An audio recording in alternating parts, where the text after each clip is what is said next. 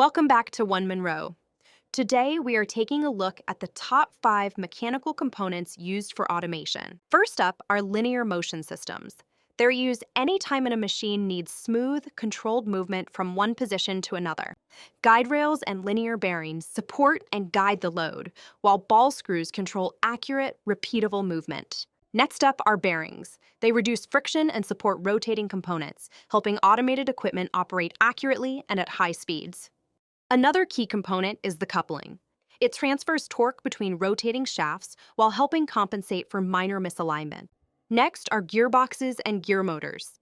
They reduce speed while increasing torque to match the needs of the application. Finally, let's look at pneumatic and hydraulic actuators. They convert air or hydraulic pressure into controlled mechanical movement. Pneumatic actuators are ideal for fast, repeatable motion, while hydraulic actuators provide the force needed for heavier loads. Together, these 5 components form the foundation of modern automation, delivering the precision and reliability manufacturers depend on. No matter where motion begins, OneMonroe has the mechanical components to keep your automation system moving. Contact OneMonroe today.